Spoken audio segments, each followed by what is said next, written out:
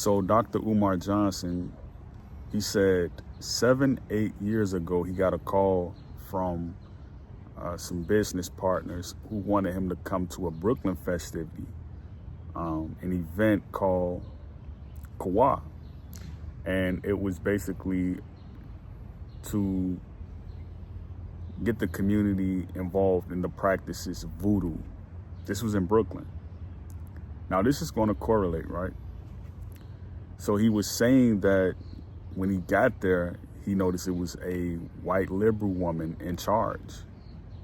You know, he knew it wouldn't be a conservative person, you know. A white liberal woman. Now, he talked about this person getting grants. He talked about these persons getting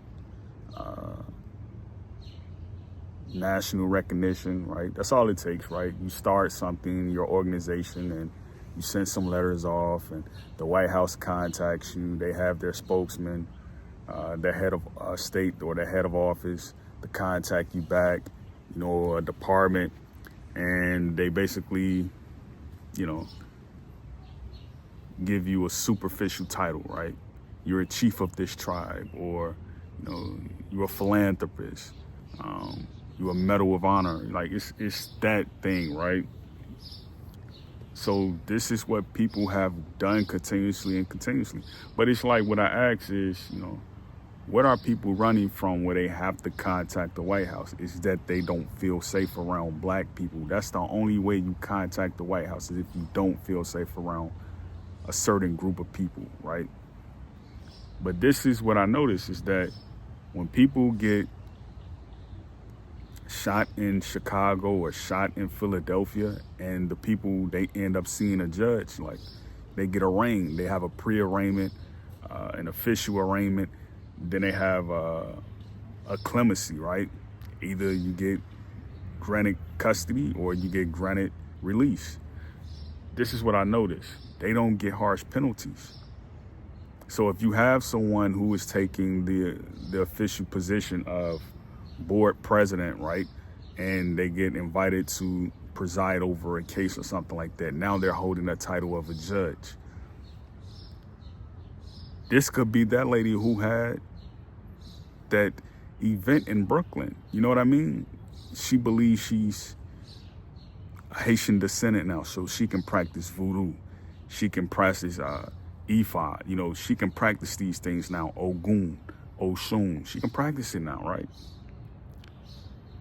So if she feels she can practice it, if she sees something happen around the originals, the progenitors, or something like that, you know, she sees something happen, it doesn't affect her community, right? She's just there to learn it. She's just there to practice it. She's just there to use it against the people who don't know who they are.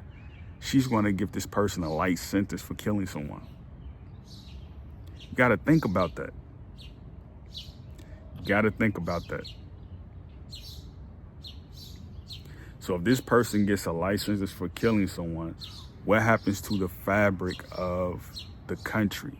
You know, where you have civilians who don't care about Second Amendment rights. You have people who don't care about Third Amendment rights, Fourth Amendment rights. What happens to those people? You know, your regular civilians, your regular countryside folk. What happens to those people? These people, they become politically astute now. They start to contact the White House. Why is these people getting light sentences for killing people? You see what I mean? This is how the federally recognized tribes started to happen. Now these people are in Arizona, New Mexico. Now they think, I am the Paiute. You know, they think they're the people of the land now. You're Russian? You're Paiute? Think about that. Think about that. Great peace. Yakoki.